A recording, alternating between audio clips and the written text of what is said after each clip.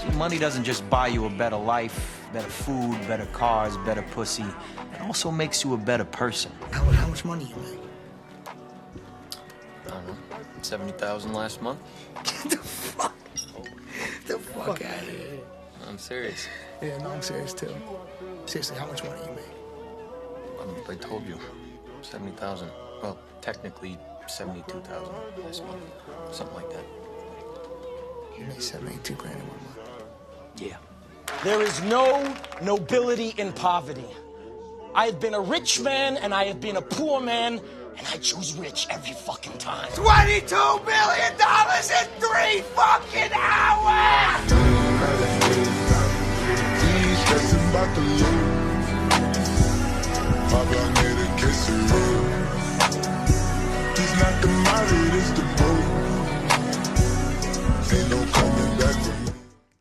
Welcome back in, family. Welcome back to another episode of The Hood Politic.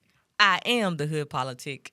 As always, I say your girl goes by the name Desiree to my family and friends. And if you are listening to this now, watching this now, either or, if you're tuning into my voice, please know that from this moment on, you are family. So, family, I opened the show with a mashup of scenes from a very popular 2013 film. I'm pretty sure you've heard of it. It's called The Wolf of Wall Street.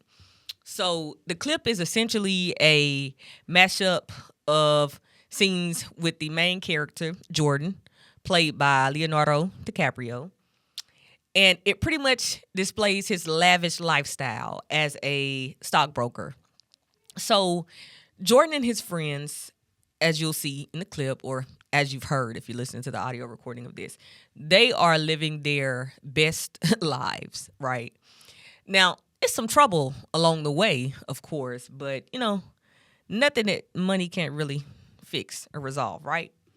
Now, I wanted to open with this scene because it displays an unequivocal truth, like a truth that is far often too ignored here in our country.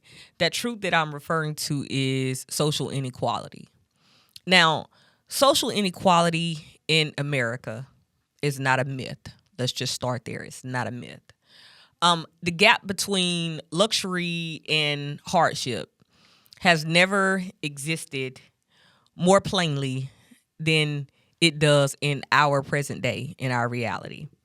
Now, it wouldn't be much of a stretch to say that most people dream of experiencing that level of wealth that you just saw in the clip. The level of wealth that allows you to go to any dealership and purchase whatever dream car is your preference, to go into some of the finest neighborhoods with these crazy mansions, or even if you're not a mansion person, if you're just someone who wants the ability to hop on a private jet and arrive at a private airstrip and pretty much fly yourself anywhere where you would want to go over the world. Things that you just witnessed and you saw in that clip. Like I said, it's not too much of a stretch to say that a lot of us, we dream of experiencing that wealth, of touching that amount of money in this lifetime. But the most dangerous thing about this, I guess you can say, when you just kind of consider this in broad aspects, is when you are led to believe that this same wealth is obtainable for everyone here, regardless of who you are. That right there is when we get to talking about the dangerous aspect of it and the cruel aspect of it. The harsh truth is this, family. If you are a minority in this country, or even if you're not a minority, if you are someone who's of a lower social standing or lower class standing, there are established systemic barriers in place that are there to intentionally prevent you from obtaining that type of wealth. I'm not talking conspiracy theory, family. That's not what I'm talking. Like I said, just giving you truth, fact. Growing up I could remember seeing all these Disney Channel movies like Richie Rich and Blank Check. Like, and I would go to sleep praying and hoping as a young kid that I could wake up in that reality, you know, or just as one of those kids where you just don't have a clue in the world and everything that you want is literally at your fingertips. I would say, Yeshua, if I can't be adopted by rich people, okay, you can just at least give me the blank check and I'll figure the rest out. You see what I'm saying? Now, as usual, you know, my little colonized prayers, they fail me. But I was blessed and fortunate enough to have matriarchs surrounding me that provided me with clarity and clear understanding. And it was designed to be hard for me. If I was to achieve anything in this soul's experience, it was going to be because of my connection to the all-knowing, the divine, and it would be through my hard work. You know, I would have to truly know what it meant to be self-made. Like, I want to insert a fact here, family, because, you know, here at the Hood Politic, as I say, we're all about the facts, all about the facts. As of early 2026, the wealth distribution in the United States has reached its most concentrated level in over 3 decades.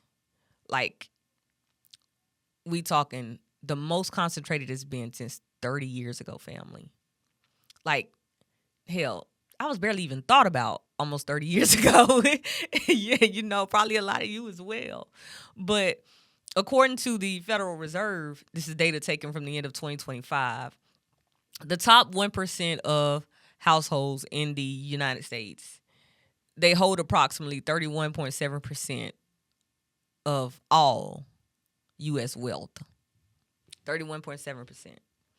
So in this current distribution model, the wealthy see rapid growth driven by like financial assets, while the bottom half of the population, we see stagnation and decline.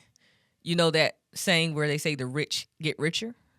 Yeah, that exactly. To put it plainly, family, we the people, we live in an entirely different reality than the 1%.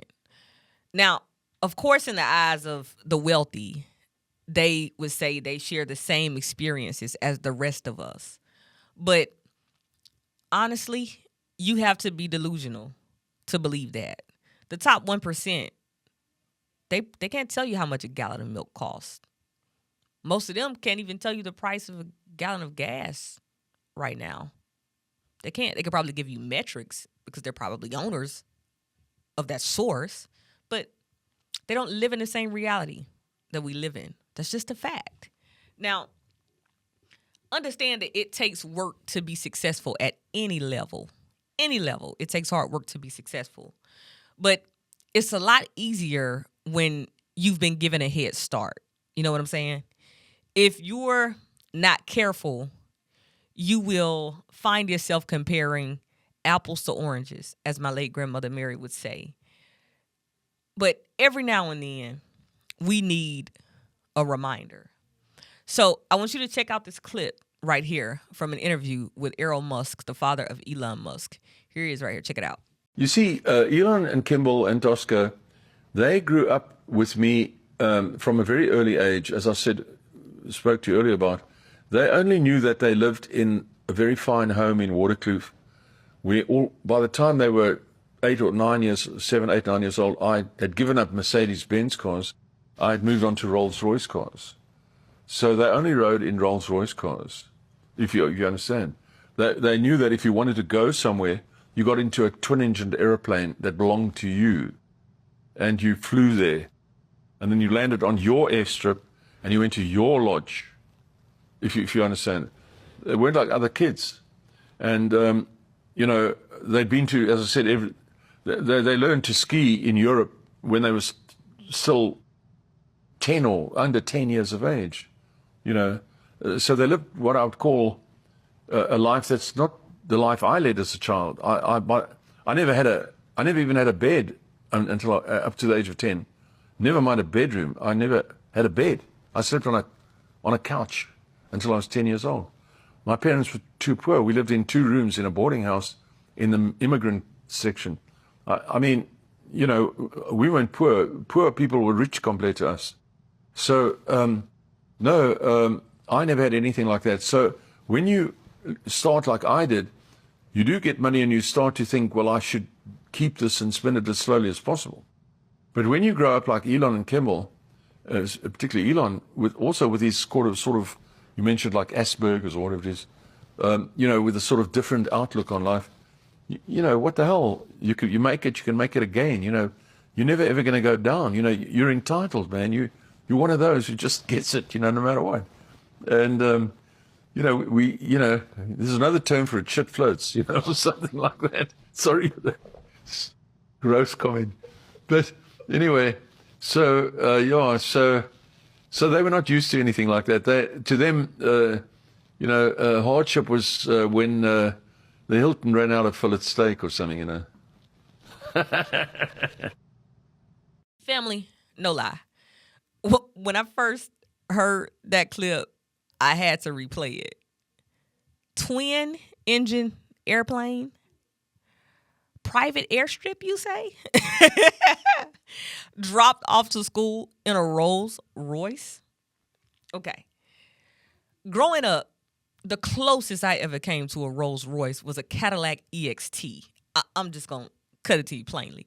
Like, ladies, if you're listening to this, Elon's father, Errol, he's still alive. Now, he's probably accepting applications for sugar babies. So don't trip each other up trying to get over there. But seriously, family, you get the point. These people, they live in a different reality.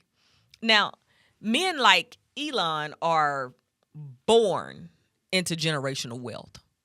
Born into generational wealth. You heard the clip. He said by the time Elon was, you know, pretty much on up into his adolescent years, he had upgraded from Mercedes-Benz to Rolls Royces. He was born into generational wealth. Most of us, we spend our entire lives working to obtain a fraction of that. Over the past 3 decades, the rich have gotten richer, as the saying goes. In the meantime, the years haven't been kind to a lot of other people. The glamorous lifestyle of a wealthy person can be extremely fascinating, you know, owning these big time luxury items. It can even be intoxicating, you know, but all it takes is a quick look around and you are suddenly thrust back into reality, right? Now, I want to prompt engagement here, family. Let me know down below in the comments or, you know, through social media. What does reality look like in your world, family? What does reality look like? I'm sure it's more similar for a lot of us than we like to imagine. It's especially more similar with a lot of us than it is with the 1%. Now, I want to pause right here and I want to show you this last clip right here because this is really gonna send it home. So check this out. I mean, let's be real. 2025 has been heavy financially for a lot of people. Groceries going up, gas, rent, mortgage, everything almost seems impossible to pay these days. Families are making real life hard choices every day, whether to pay the light bill, the gas bill. Sometimes the bill has to go without being paid because they have to buy food. Parents hiding their stress so the kids don't feel the weight of everything. But we all know behind closed doors, them tears falling. I mean, the mental toll that it takes on parents, like, it's a lot, y'all. Most people are battling with anxiety, staying up late at night, trying to make sure they have enough to survive to make it to the next payday. The truth is, life is tough for a lot of people right now. Wages haven't caught up with the cost of living at all. But if anything, y'all, struggling in 2025 does not mean that you are failing. It means that you are human having a hard moment, and this too shall pass. Never be ashamed of what you're going through, who you are. Keep going. Do what you can do and never feel bad for what you can't. All right? Keep pushing. Y'all know what's so crazy? It's so crazy how like a couple years ago I could get on the app, doing DoorDash, Uber Eats, Instacart, and I could have orders instantly, no problem, no issue. I try to get on the app now in 2025, and let me tell you something, it be no orders. $5 order, $2 order, and everybody is Instacarting, everybody's Instacarting, everybody's DoorDashing, and everybody's Uber Eats. Everybody is struggling. It's so fucking hard out here. It don't make no damn sense. Like, come on, man. Man, it's important to understand, family, this gap, it didn't just happen. And it most definitely didn't just happen overnight. It was designed to be this way. And what you have to understand is somebody benefits from it staying this way. Inequality isn't accidental. It's engineered. Like, I want to talk about two important barriers that set the stage for the current gap we see now between luxury and hardship. So we're going to start somewhere very simple, family. We're going to start somewhere very simple. We're going to just start in our neighborhoods, okay? Now, the history of land use in America, it has been complex since its conception, right? It is filled with systemic exclusion, urban planning and development, gentrification, and economic ambition. Zoning laws, and something I'm pretty sure you've heard of, if you haven't, hey, you have now, redlining, they led to policies that built the geography of modern inequality. So the origins of zoning can be traced back to the early 1900s. In fact, New York City implemented the first comprehensive zoning ordinance in 1916, approximately. So in 1926, the United States Supreme Court, they legalized a practice that became known as or referred to as Euclidean zoning. So this practice divided towns into specific districts, such as a residential district, a commercial district, and an industrial district, right? So the Supreme Court stated that the goal of this was the health of the general public. You believe that, right? But this practice in itself was exclusionary. So early ordinances, excuse me, family, I'm having a hard time talking today for some reason. They included racial zoning. And racial zoning explicitly forbade black and brown families from buying homes in white neighborhoods. Now, racial zoning would eventually be struck down by another Supreme Court ruling in 1917. But by this time, all cities did was, all they did was simply pivot to single family zoning. And the single family zoning, it effectively priced out lower income residents. And this also included whites of a lower social standing, like we talked about earlier. But it didn't stop there. In 1930, the federal government joined the party. And the federal government joined the party by turning local bias into a national economic policy. So once the U.S. entered the Great Depression, additional measures were taken to widen that gap. So the Homeowners Loan Corporation created something called residential security maps. And they created these residential security maps for over 200 cities within the nation. And these maps were color coded neighborhoods. And the whole idea of this was to color code the neighborhoods so it would kind of be based on a perceiving of risk, the risk that you were taking purchasing land within certain areas or certain neighborhoods and districts. So this was basically given to mortgage lending companies. Now, the code, it divided neighborhoods into four basic codes. So green code, which was type A, it was considered new and affluent.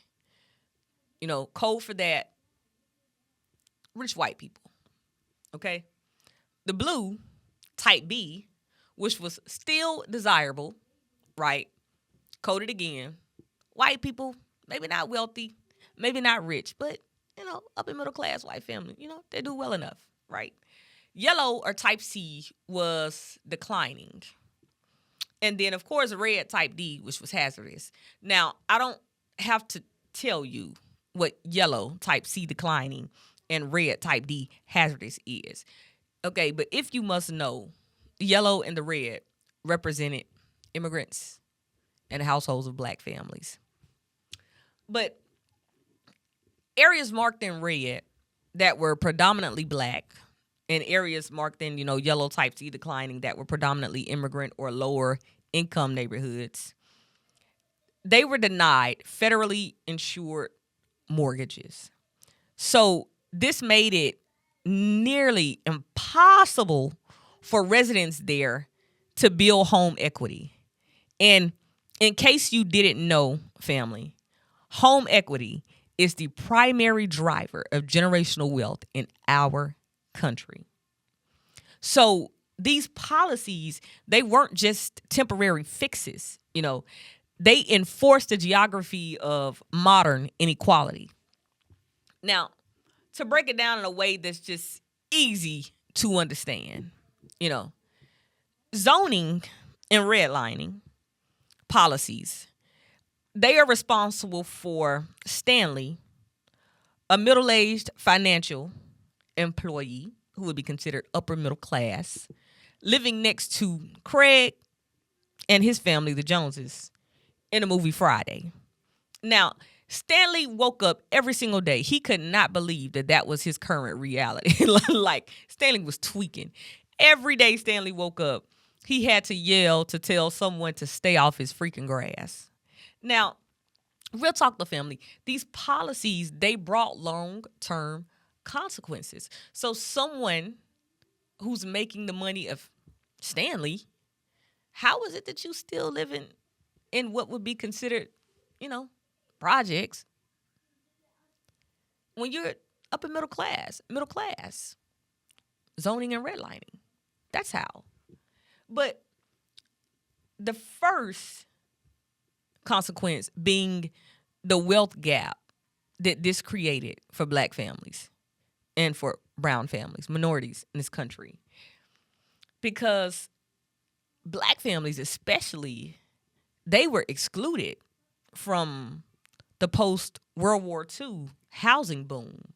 So this ensured that a lot of black and brown families missed out on decades of property appreciation. So environmental disparity, you double down with it, it led to many formerly redline neighborhoods remaining significantly hotter because they have fewer trees and more industrial concrete, which then does what? It drives up the cost of utilities, which, what, again, does nothing but further and widen that gap of social inequality and hardship. Now, in 1968, the Fair Housing Act finally, you know, it finally prohibited discrimination in housing, or at least it was supposed to.